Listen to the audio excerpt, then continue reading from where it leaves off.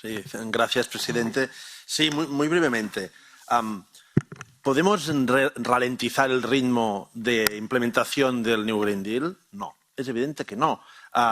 Porque el ritmo lo marca la naturaleza, no lo marcamos nosotros y no deberíamos ignorar todos los llamamientos que nos hacen constantemente los científicos del panel de Naciones Unidas, etc. Pero, es verdad, y se está viendo aquí, la capacidad de absorción de esta agenda verde por parte de la sociedad europea, de distintos grupos sociales, es compleja. Es compleja. Entonces, los que somos claramente partidarios de no ralentizar, de mantener el ritmo previsto, es verdad que tenemos que asumir que hay un reto.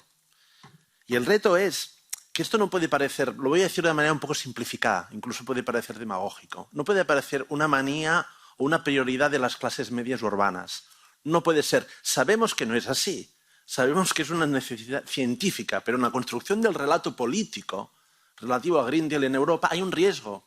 Y lo tenemos que mirar de frente, y es que puede parecer que sobre todo es una gran prioridad de clases medias urbanas y entonces vamos a generar... Porque unos costes, es evidente, usted ha hablado de esto muchísimas veces, de esta transición, unos costes sociales, y no podemos abrir un enfrentamiento de las clases más populares trabajadoras contra las clases medias a propósito de esta agenda, un enfrentamiento de las zonas rurales contra las zonas urbanas a propósito de esta agenda. Por tanto, es verdad, y luego...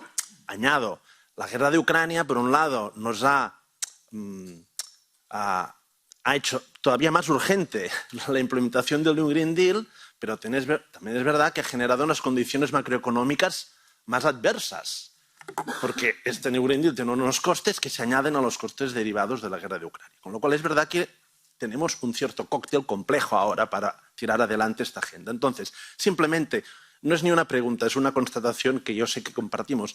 Nos lo jugamos todo en hacer ver a la opinión pública europea, a los distintos grupos sociales, que los costes de esta transición se están distribuyendo de manera equitativa. Y tenemos que hacer este gran esfuerzo para convencer, y acabo, presidente, a nuestras opiniones públicas, a los distintos grupos sociales, que los costes de esta transición se están distribuyendo equitativamente. Y si no, abriremos una autopista inmensa a los discursos populistas y negacionistas. Y tendremos un gran problema en las próximas elecciones europeas.